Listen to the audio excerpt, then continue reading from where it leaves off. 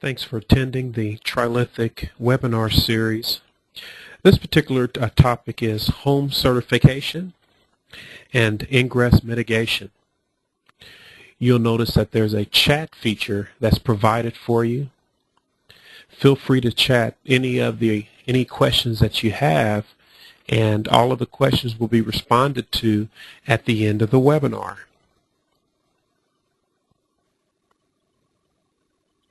The webinar outline for this particular subject is we're going to talk about what is Holmes certifications. We'll talk about why do we conduct certifications. What services are impacted.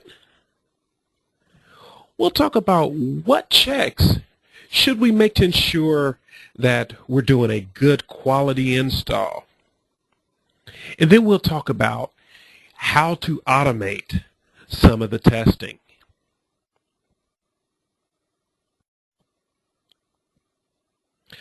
So first, let's start off.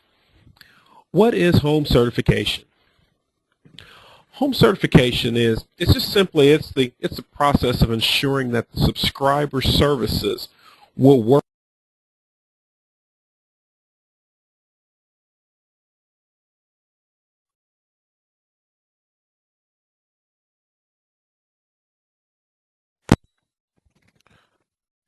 Sorry about that. I didn't have my screen shared. We're going to try one more time.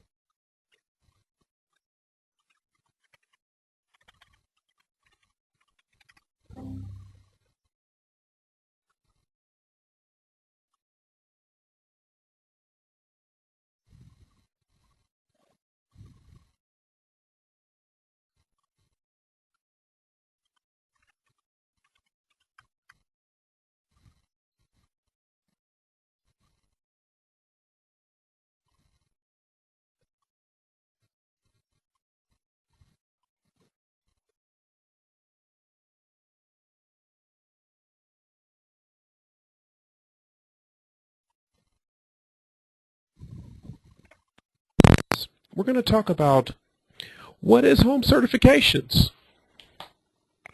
We'll talk about why do we conduct certifications. What services are impacted. We'll talk about what checks should we make to ensure that we're doing a good quality install. And then we'll talk about how to automate some of the testing.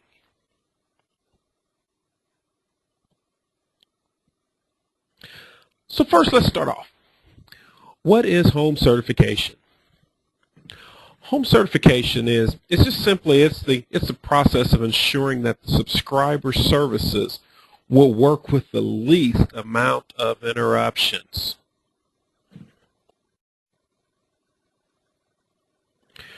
Which brings me to the question of why do we actually conduct these certifications? What does this do for me? What does it do for the customer? And those are all good questions.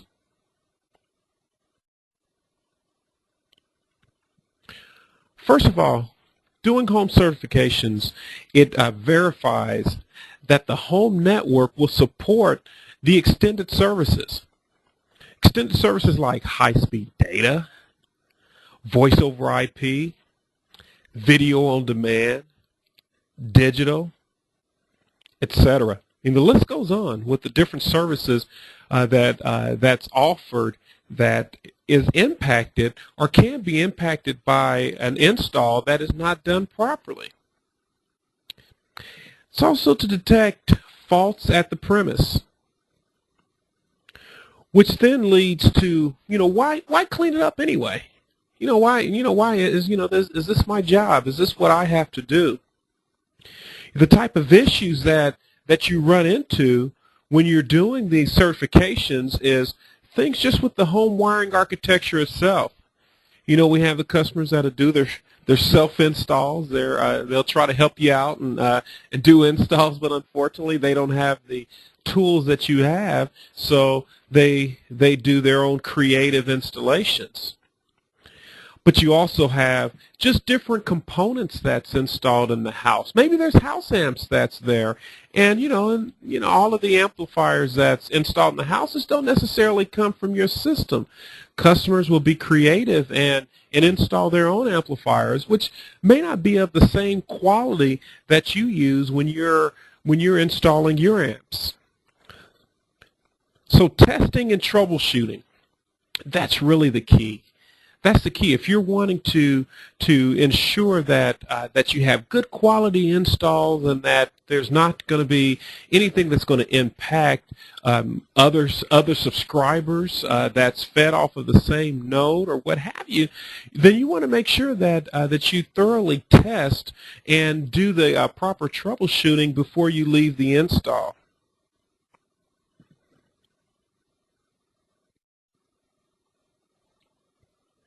So let's talk about just some of the services that are impacted by doing home certifications.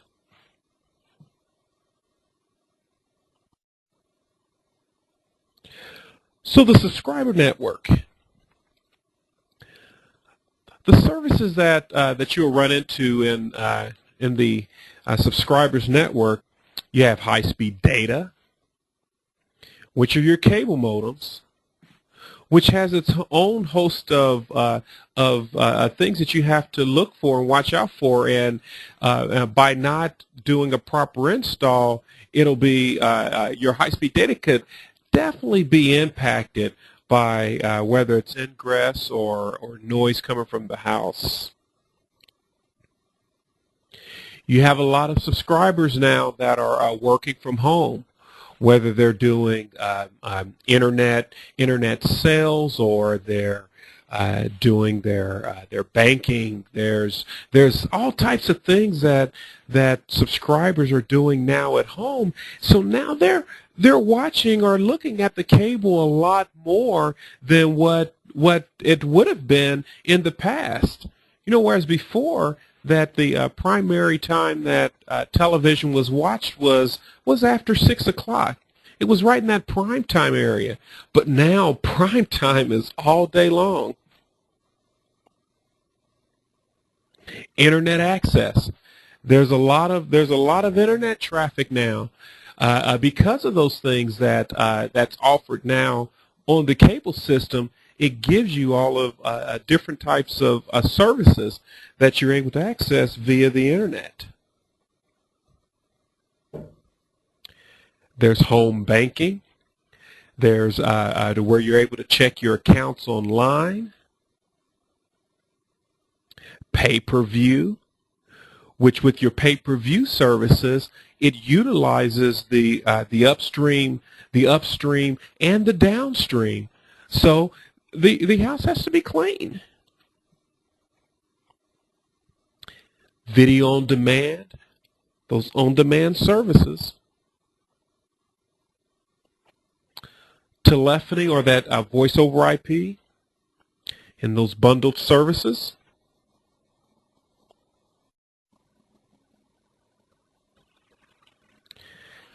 Multiple PCs that are on your network now. You didn't have it in the past. A lot of times there were customers would have one computer in the house, and that was fine. But now there's multiple PCs that are linked together, and they utilize your service in order to make it happen. And then just the sharing between PCs, being able to transfer files back and forth, that the network is utilized to do those types of things, whether it's inside of the customer's premise itself, or if it's sending it to an office that's remote. You have printers, cable modems, faxes, VCR, the list goes on of the different things that utilizes the cable service. Even with file sharing, and then making sure that that it is a good quality network, because the different type files, especially when it's larger files, it requires the network to be a lot tighter in order to send these types of files. Security. Just you'll have homes that's using the cable network, for the security systems. And it's a good thing. But see, but the thing is that when your security system is relying on your cable modem or your EMTA, then it's expected to be on.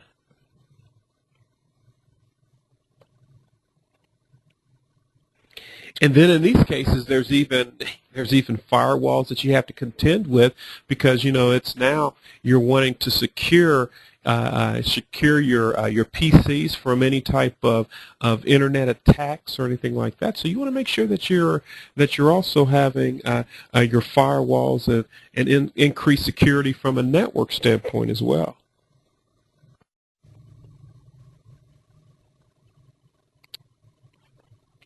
So the home itself consists of, as you already know, of coax cable, that's routed through the house.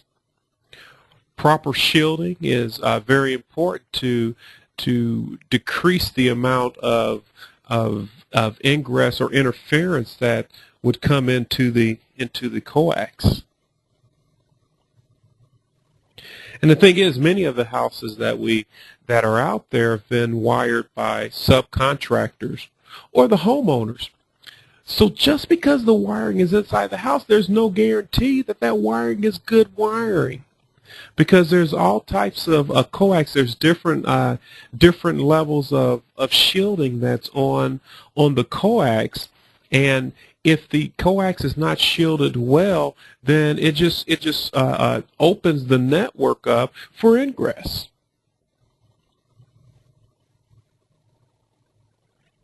And then issues arises when new services are added, because you'll notice that if you just had your analog channels, it's everything seemed to be okay. It's wasn't a whole lot of complaints. But what happens is, as you start adding your extended service, start adding the triple play, then now customers are complaining more. And the reason that they're complaining more is that they're paying a premium cost for these particular services. And when a customer pays extra, they're gonna make sure, they're gonna want to ensure that that they're getting what they pay for.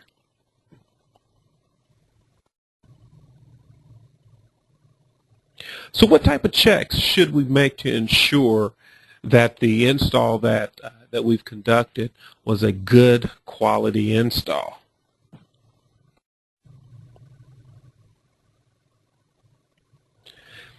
Let's see. Now the thing is, with the subscriber network, the weakest point in the network in general is right at the subscriber's house. 70 to 90% of the ingress comes right from the house itself.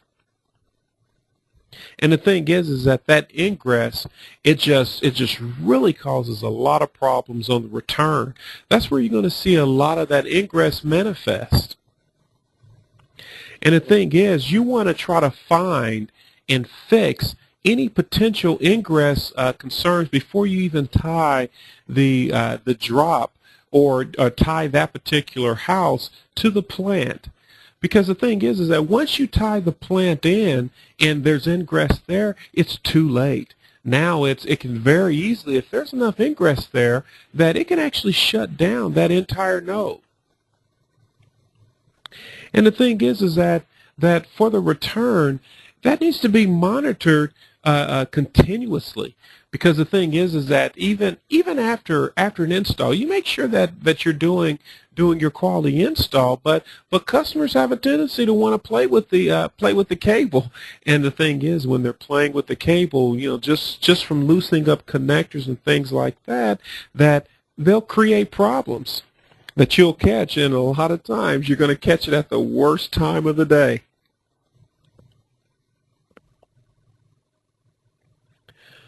So the home components and craftsmanship, depending on the quality of the equipment that's put in there, can also impact, what type of performance that you're going to get out of that particular house. You have micro reflections just from not having a good impedance match. If you're not getting that 75 ohms that we talk so much about, if you're not getting a good impedance match, you can get micro reflections. Frequency response issues, excessive loss. The cable could lose more signal than what it should. Signal leakage and ingress are huge things that you're going to see right there at the house. So, and then a lot of times the question to come up: should we just replace all the wiring when we go in the house? And that's kind of an interesting question, because that on one end you can guarantee that hey, if I just put in some good quality cable and I know that I'm the one that installed it, then you could say that, hey, it's a good chance that this is gonna work fine. But that can be very costly. If the cable that's in there is already of good quality, then troubleshoot the problem. Maybe the cable itself isn't what's bad. Maybe it's just a loose connector. Maybe that's where the problem's coming from. So definitely test the service. Test the service, and then if it warrants that you need to replace the drop or what have you, then go ahead and replace it.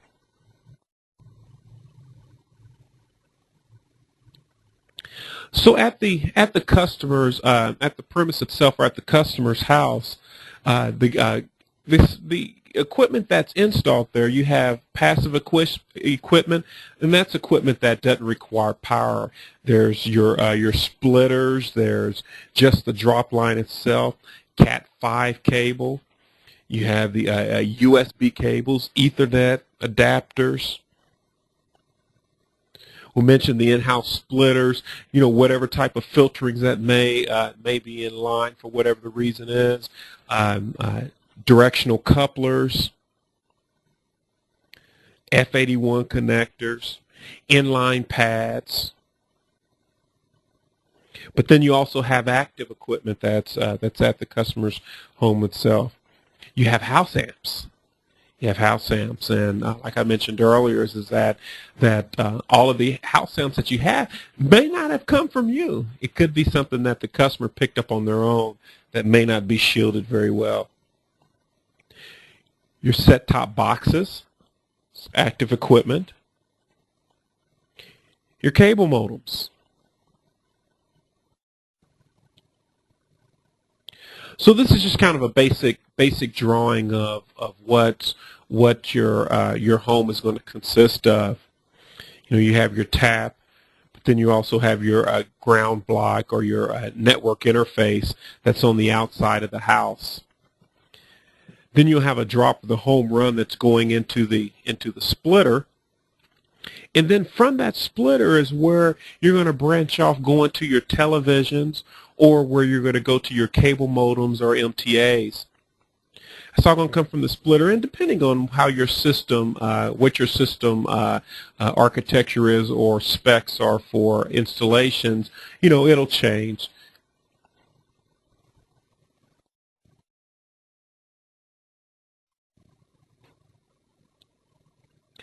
So some of the testing and troubleshooting that you want to do at the house is, one, measure all of your signal levels. I mean, some people will measure, maybe 2 channels or 3 channels. I recommend checking all your signal levels just to verify that there's not a signal roll-off, or that you don't have, certain signals that's lower than others, causing a suck out and things like that. So you want to measure all of your signal levels. You want to check your analog channels, and you also want to check your digital channels. You want to make sure that there's good digital quality, as well as looking at your analogs. You want to check for ingress before you hook the drop up to the tap. just look right back at the house, and we're going to talk about that a little bit later on how to do ingress testing. If at all possible, if you have noisy appliances like vacuum cleaners or hair dryers, you could turn those type of things on just to see if any of those things causes any interference on your cable.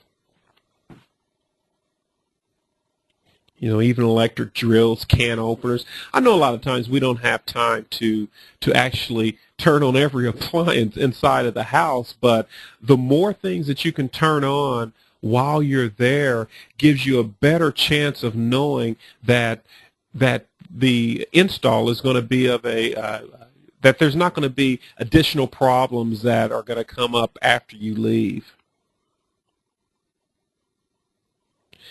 If there's CB or ham radio operators in the area, those are frequencies that you want to look at to see, how clean those areas are. Testing for signal leakage helps find out problems with the wiring. We won't go into to a lot of detail on signal leakage in this particular series, but just know that you do want to continue checking your signal leakage, because that can point to problems. Because if signal is leaking out, there's a strong chance that you're going to have signals leaking in as well. So and that's that, ingress and egress that we talk a lot about. Ingress is a signal leaving out of the cable. Egress is signal that's coming into the cable. Unwanted signals coming into the cable. You want to identify if there's any faulty or non-standard components, whether it's push-on jumpers. That's comes with VCRs and some DVD players and things of that nature. There's also game switches and so on. Checking your splitters, making sure that there's not splitters that are not shielded well, or that are just faulty. Verifying that your amplifiers, if they're supposed to be two-way amplifiers, make sure that they're two-way, because there's times that amplifiers can be put in a two-way system, but it's only a one-way amplifier, and it won't allow your returns to get back to the head end. Checking your whether it's VCRs or DVD players, televisions, just to make sure that shielding is proper on those, game system connections. So let's talk about measuring the signal levels. How to measure the signal levels.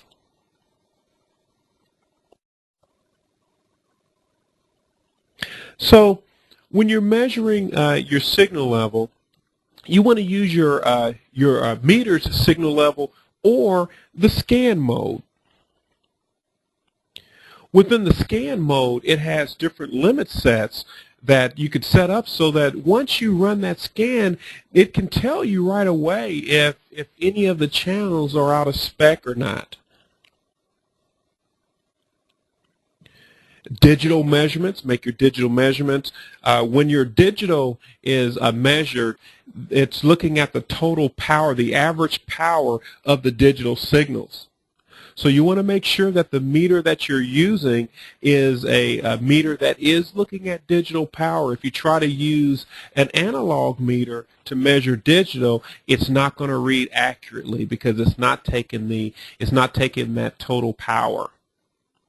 And then measuring your signal levels of your analog channels, looking at a tilt, being able to compare, your high channels with your low channels to see, how much, positive or reverse tilt that's coming into the house.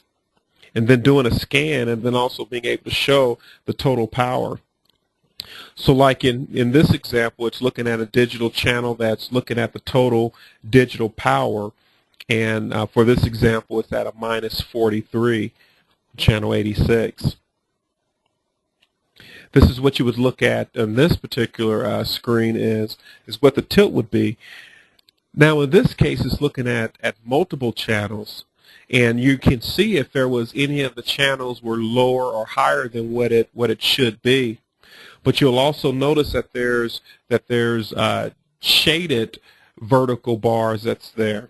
Those shaded vertical bars are what's used as your it's used for your high pilots, but in this case what it's used as is able to see what your highest and lowest channel is, and then it gives you the total tilt or the total difference between those two channels, so you can see how flat the signal is coming into the set. Because what you don't want to do is you don't want to have signals coming in, higher on the low end than what it is on the high end, and then overdriving your television. Another good feature in the 860 DSPI that you could also do a total scan, which when you're doing a total scan is looking at every channel at the same time. Unlike the tilt that was showing up to 10 channels at one time, this shows you every channel. So now if there's any certain group of channels that are sucked out, you'll be able to see it. And then it also gives you a total power measurement. And remember, I mentioned earlier when you're doing a scan that it has the ability of showing you if any of the channels within the setup that you had, if any of those channels failed the parameters that you set up. So you can set those individual limits. But then it also gives you a total power measurement. This is useful to see how much of all of the channels combined together, what's the total power that's going back. Because if there's too much power going back to your lasers, your return lasers for your fibers, you can clip them and create problems.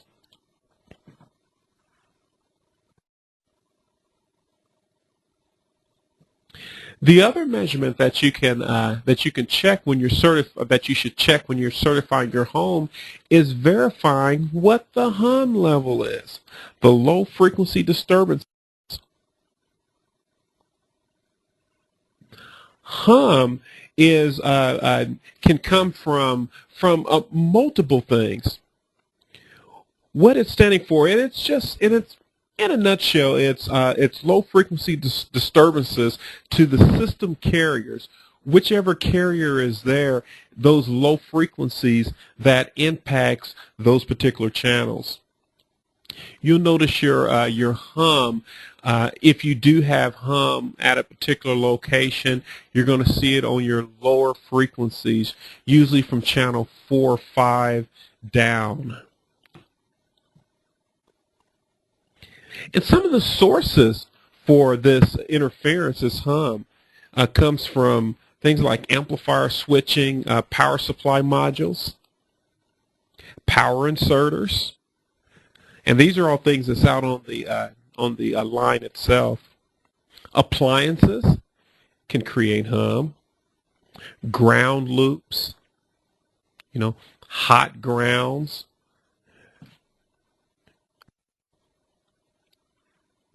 So when you're measuring hum, then you want to go into the hum mode, and in that particular mode, it'll actually measure those frequencies, or those whether it's the 60 cycle hum or the 60 hertz, 120 cycle, or the less than 1 kilohertz. Those measurements are made automatically, and it's displayed in a percentage. The FCC requires that the hum level is less than 3%.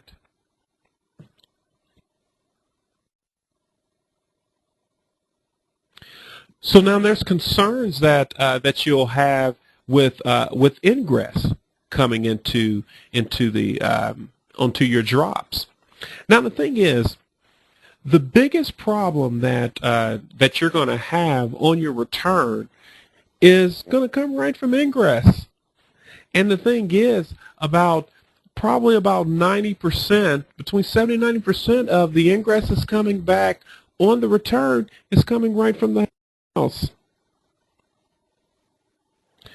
So this is Ingress's signals that are leaking or that are coming directly into the coax. Because remember, coax is designed to be a sealed network. So outside signals should not leak in to the into the cable plant.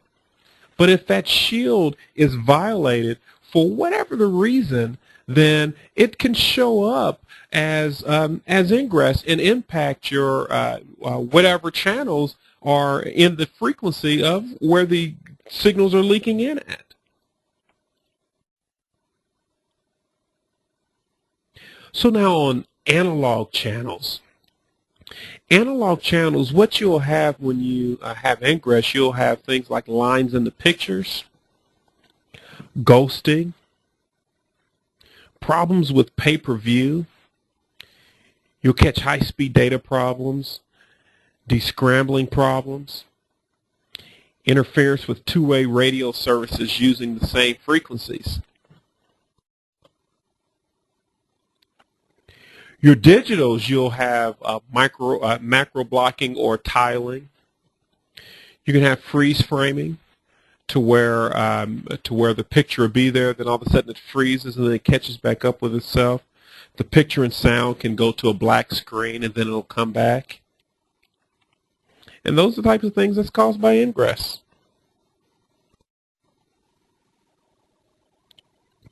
So ingress scanning. There's different ways that this can be conducted. If you're wanting to see what type of ingress is on the return itself in the return band, then you can set your analyzer for 4 or for 5 to 42 megahertz, which is checking the return band. That's a typical return frequencies that you're going to see in the U.S. But that's probably going to be changing sometime soon as well. So what you want to do is you want to do a peak hold with using your spectrum analyzer, so that if any ingress comes in to that particular frequency, that it holds it in place, and then you can make a measurement on it so that you can see what intensity that ingress is. So in this particular drawing, just kind of shows the basic layout of what you'll have at the customer's premise. Now you want to ensure that your signal meter is set up properly so that you're able to measure any ingress that's coming in that particular in the return frequency bandwidth. When troubleshooting ingress made up of discrete carriers like shortwave radios, CBs, common path distortions, ham radios, and so on, you want to set your frequency span from 5 to 42 megahertz, or making sure that it's sufficient to cover the frequencies of interest that you're looking for. Set your resolution bandwidth at 300 kilohertz, and then set your dwell or your averaging sufficient to suppress any random noise.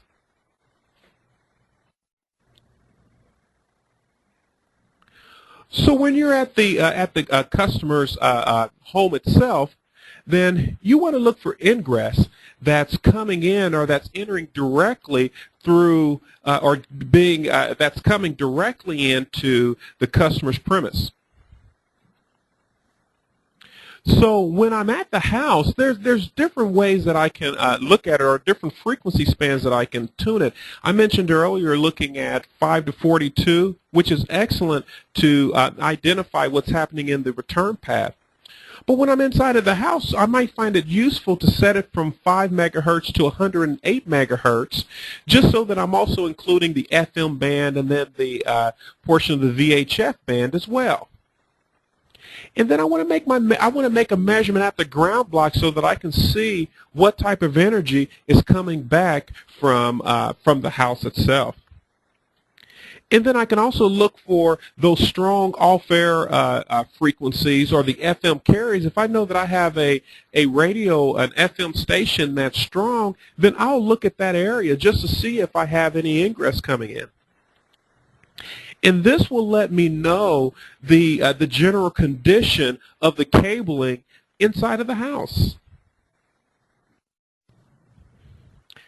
Now, some of your sources, and just a different description of ingress, is there's discrete ingress carriers.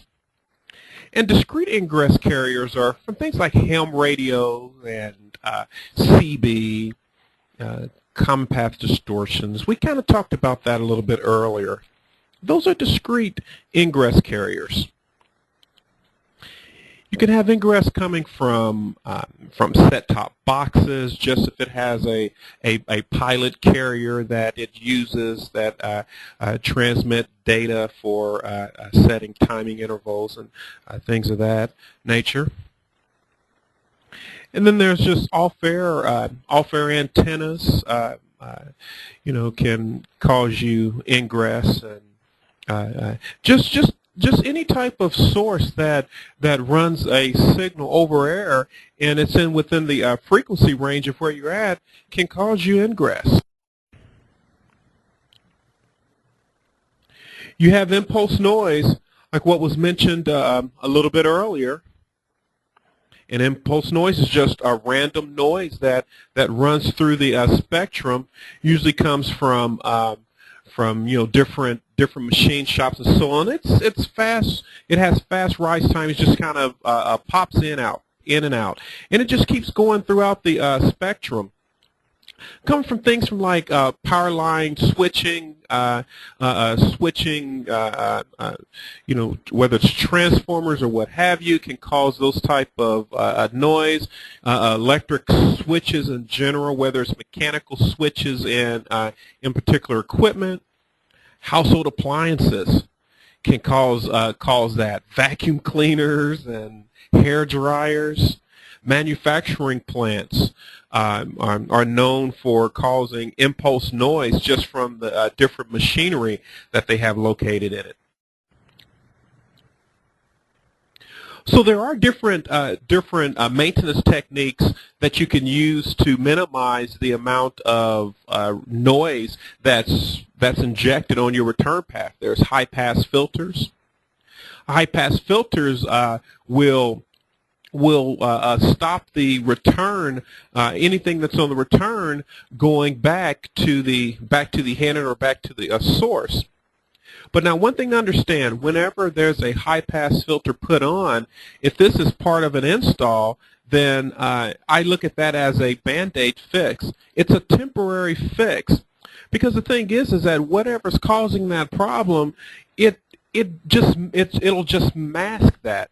So, for example, if the customer, if they have if they're not using any of your services that requires the return, then everything is gonna work fine when you have the filter on it.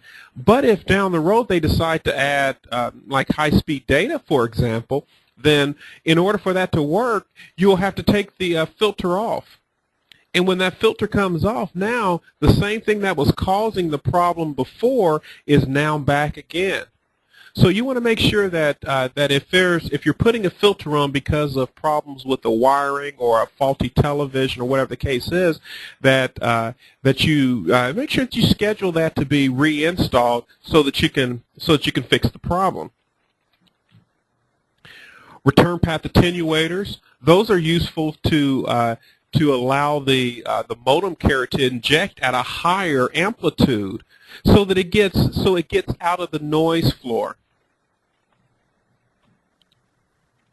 But then just doing your drop testing in general, making sure that the wiring, the integrity of the wiring itself is nice and solid, because those are the areas that creates a lot of your problems. Use a TDR. Or an FDR. The H60 DSPI has the FDR, which is a frequency domain reflectometer, and what that does is it will point to where a fault is at in the cable.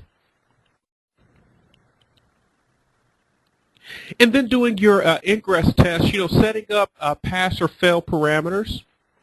That once you set those up, and if you know what you're going to call the worst case scenario, then you go ahead and set those parameters accordingly, and then make sure that those that it's not violated. And then with these limits, you could set up. You can actually set up your auto test macros, and we're going to talk about that a little bit later. But set up auto test macros to where it'll set up your analyzer for you, and then it'll check in the area that you're wanting to look at. And then you can see if there's any ingress, and if there is, if it's above your limit threshold, then it's going to fail. And it's going to tell you that there's a problem and where the problem in the frequency band where it's at.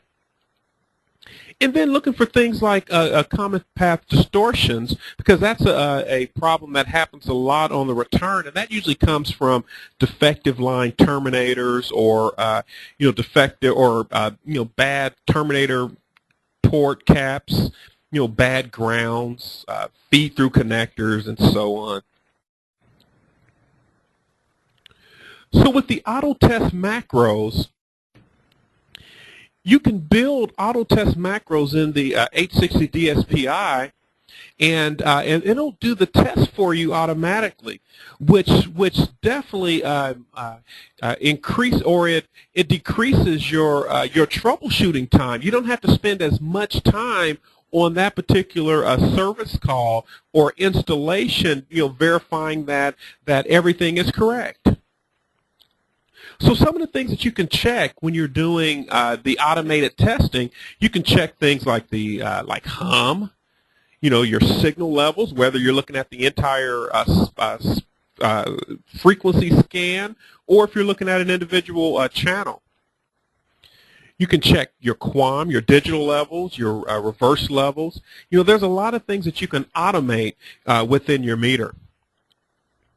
And then you can set the timing, whether you want this something that's going to run, multiple times, or in most cases, like if you're doing a home certification, you're going to want to set it to where as soon as you hit the button, you want it to run the test right then. And then you can test to whatever the limits that you set. And then once you do get the results back, now it's time for you to either come to the conclusion that, hey, everything is looking good, or there's still some repairs that needs to be conducted. You do the repairs, run the test again, and then it'll give you a pass once you made the proper corrections. And then you could also store those readings, and you can view it at a later time, or you'll have history or records of what the service was like when you were there at that particular resident. So your limits checks, it provides the installation status check to make sure that what the FCC is requiring will that you're actually within the spec. Or you can set your limits to customize those so that whatever your system specs are, you can set it accordingly. And then you can set it to where it does fail whenever you are outside of those particular limits. And because of the ability of, since you can separate your readings between both analog and digital, you can do those specific tests for each one of those. There's different tests that you're going to run in your digital that you're not going to necessarily run, or that you're not going to run for your analog channels. So let's do a brief walkthrough of an install. And what I want you to imagine is that this is a brand new house, new subdivision, and you're getting ready to install the cable for the first time. So before you actually conduct the install, the first thing that you're going to do is just check the signal levels at the tap. Run the auto test macro. If you build a macro that is that has the parameters that you expect to see at the tap, then go ahead and run those. If the auto test macro fails, or that there's levels that are not correct there, then it gives you time to assign that to whoever the proper technician is to make those repairs. Now, if all of the test passes and it's everything looks good out at the tap, then now you've taken that out of the equation, and now it's time to go ahead and complete the install. Once the install is complete, there's still a little bit of work to do, because remember, we're talking about certifying the home to make sure that that the customer is going to be impacted negatively as the least amount as possible. So after you do the installation, the first thing that you're going to want to do is just verify that your signal levels are proper at each one of the outlets. Just check the levels. Run an outlet, an add outlet a macro, and it can do those tests for you automatically. Then after that, you want to go to the ground block.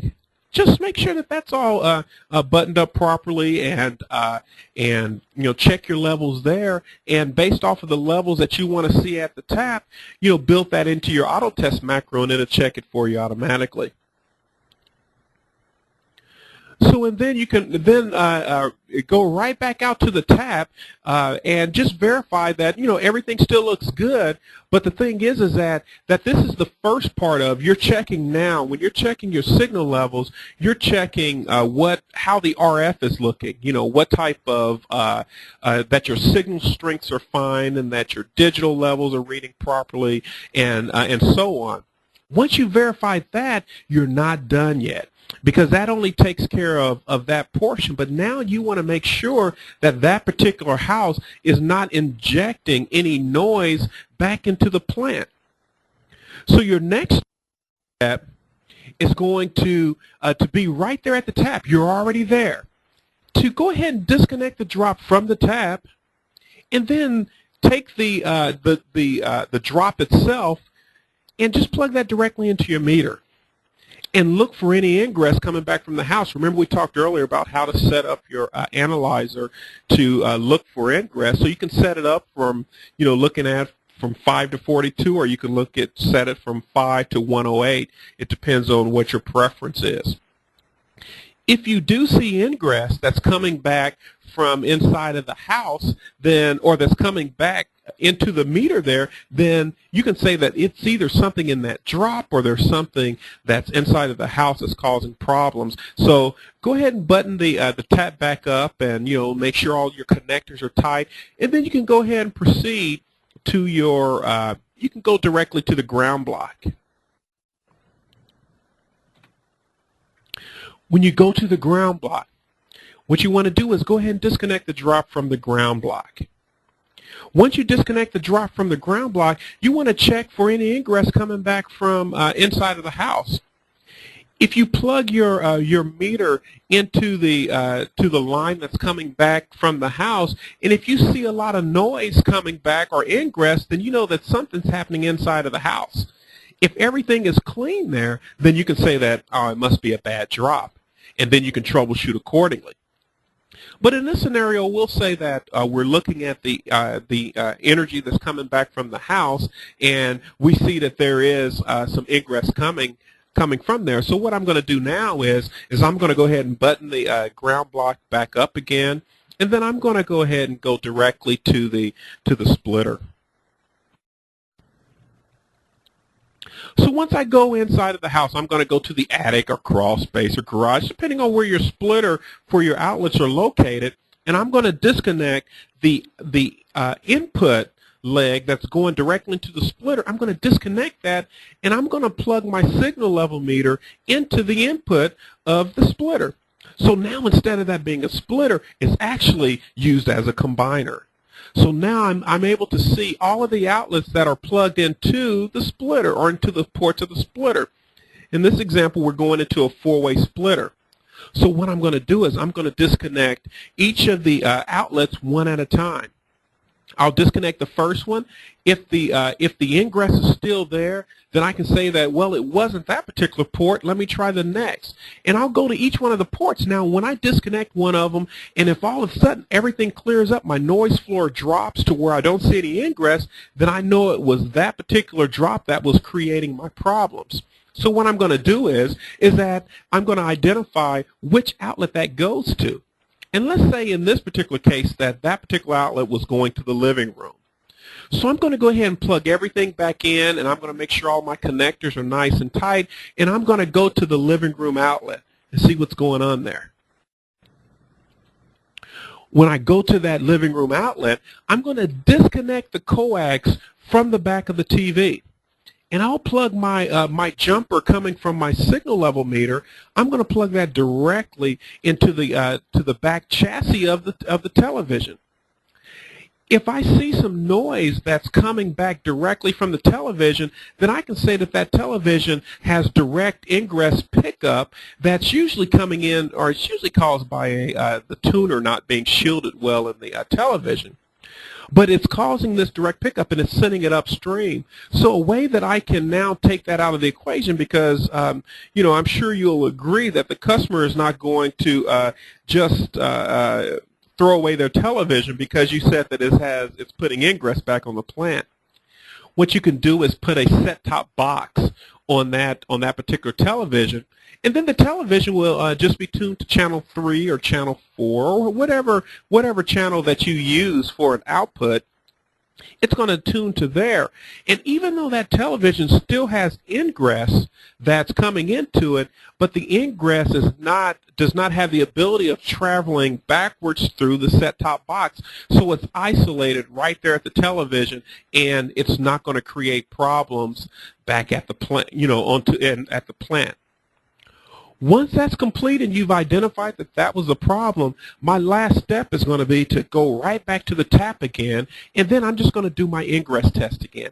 Disconnect my drop from the tap port, and I'm going to plug that directly into my meter, and I'm going to see what type of energy is coming back from the house. If everything is clean, then I can say that the house has been certified and everything looks good, and now I can feel comfortable that when I go to my next install that house is going to remain fine. So just kind of as a conclusion, you want to make sure that you have a contingency plan for everything. You want to know that if it's an ingress problem, you know what you need to do to make the corrections. If the problem is coming from ingress from television, you want to know that you need to put a set-top box on it and things like that. You want to make sure that that when you go out to do an install, that you have that the installers are properly trained. You know, so that when they do the job, that they do it right the first time.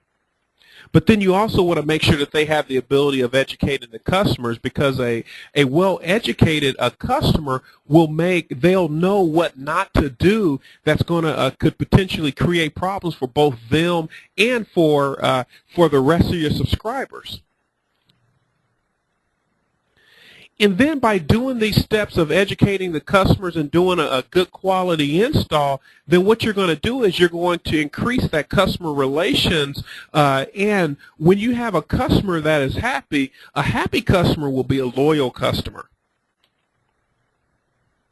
You want to try when you're doing the test to be as non-intrusive as possible. You want to impact the customer the least amount as possible. You want to utilize equipment that can quickly both characterize what the problem is, and then have the ability of separating real problems from minor events. So the auto test macros is going to be able to quickly identify where the problems are and if it is a true problem or not, based off of what your parameters are. But then also using your spectrum analyzer to look for noise coming back, you can set your limit thresholds on there, and then you can see if there's noise that's impacting or that's going to impact the return. Well, hopefully something in the webinar series gave you a better understanding of what steps needs to happen when you're doing an install, and then remembering that there's more steps than just running the wires. There's also, the verification that once the wiring is ran and the install is done, that it's a good quality install, and that install is not going to cause negative impact to the rest of your system. I'll now respond to the chatted questions that were sent. Okay, there was actually quite a few questions that were sent in, and I'm going to run down the list of some of the hotter questions that came up, and then hopefully after we get through with all of this, that as the just the webinar in general, you're going to be able to gain more things out of just troubleshooting your house problems and things of that nature. The first question that I had, and this was kind of addressed in the webinar, it was asked, if I support the ideal of using high-pass filters on clients that are not using return services. High-pass filters are fine, but my rule of thumb or theory is that wherever there's a high-pass filter put on, there needs to be some documentation on that particular filter, so that one, you know where it's at. But if you're putting it on because there's a problem inside of the house, then you want to make sure that you schedule that house to be reinstalled, because as soon as that customer decides to get one of the services like high-speed data or something that requires the return path, then the problem that they originally had is going to still be there, and it's going to cause you problems. And a lot of times that comes at the worst time, which is usually right around midnight. So the other is let's talk about what is the percentage of successful self-installs in other networks that's out there. Self-installs, for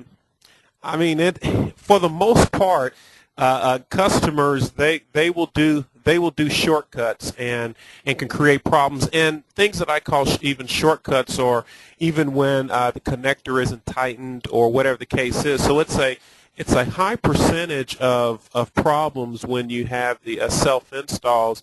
The best thing that you can do is, if you do have self-installs, that if the company itself has self-install kits or something like that, that there's some detailed instructions that outlines what they need to do, and especially checking the tightness on connectors and things like that. But that's all depends on how your company is laid out. How do you check the frequency response? Different ways of doing that. The real way to do it is using the sweep. You can use the sweepless sweep like on the 860 DSPI, and you could do a reference right at the ground block, and then take your meter inside of the house and do a get reference, and it'll show you if there's any suck outs or anything like that. The other thing that you could do is, without using the sweep, is just do a channel scan to see if the high end is rolling off, or see what type of tilt that you actually have. What is the best averaging to use with the scan? This is kind of personal preference. Just remember, whenever the higher your average, that means the more samples that it's taking of that particular channel before it looks at the next channel. So the higher the averaging, the slower that it is, but the more stable that particular carrier is going to be. I personally have my averaging around like an 8 or 4, but like I said, it just depends on how stable I want that carrier to be. There's a question about standing waves, which are reflections that are coming back. At what point does this, if this creates problems? Remember, terminations are very, very important. Remembering that you are having that 75 ohm termination at the end of the lines, because that can or that will create problems for you, because whenever signal reflects back upstream, it's out of phase with the forward carriers, and it causes what we call as a standing wave. But the way that it look on a sweep, or even looking at a spectrum, you'll see your levels, instead of all being nice and flat, you'll see some higher than others, and it's all because of the fact that signals are reflecting back out of phase. There was questions about this particular training or webinar, if this would be posted, or if there's a way that you can get copies of it. I do have a few numbers. One of the numbers that's listed on the screen is the support number, the support forum, the support.trilithic.com. That reaches that can actually go to all of our engineers to post questions. There's also a support email address that if you send a request to the support at trilithic.com, or directly to me, tholmes@trilithic.com, and I can see that you get a copy of it. I did record this, so it will be posted, and there will be a link that you'll be able to access, that you can actually watch this at any time, and it'll be in a streaming format. There was also mention about when I was talking about hum and grounds. Just remember that on older buildings, it's sometimes, or even ones who do their own electrical wiring, can sometimes get the hot and the neutrals reversed, and or there could be just bleed over from the hot or the primary to the ground, and you can have a hot ground. And it'll show up in hum, but you want to make sure that, or those are type of things that happen, and also in wet locations, because it'll create the same type of problems, because of the fact that that moisture will make a continuous path to the ground, and you'll see it on the cable in the form of hum bars, which rolls up the screen. Let's see. I have a few more questions that I want to address. Remember, I did talk about CB radios, especially ones that have illegal amplifiers that's putting out more power than what it should. Those are types of problems that will absolutely cause havoc on a system, and it'll be intermittent, because it's only when the truckers go past is when it'll come in. If your system is tight, if your connectors are nice and tight, you did your signal leakage and things like that, you're going to have the best opportunity to prevent that from creating problems to the customer. But those are huge problems. That and ham radios, you can have ham radio towers that are located in your community, and it'll create a lot of problems for you as well. Let's see, using the FDR function. Do you use it with or without any RF signal on the line? The FDR function is designed to be used without signal on the line. And what happens is, with the 860 DSPI, and it's actually a very slick piece of test gear, is that it sends a sweep or a pulse from the 860 itself, and then how you talk about the velocity propagation, how much time it takes for a pulse to get from one point to another. By setting all of that up, you can actually calculate where the fault is. But to answer that question, just remember that you don't want to have RF signal on that particular drop. It's a drop without signal on it. Let's see, what tests should you include in the auto test? And I guess that's taking into account for the log size and schedule. It really depends on what type of checks that your company wants to see. I think bare minimum that you need to have a full scan. You want to check the QAM, the MER and BER. If you have some ping test type things, that may be a pretty good test to do as well. Um, uh, Really, any test that you can do, even hum, is good. The more tests, the merrier. But just remember, the more tests that are taken, the longer that it'll take to run the test. But the results that you'll get from running the test will far outweigh the time that it takes for you to actually run through the test. Let's see. Could you use a high-pass filter directly on the back of the TV with return ingress?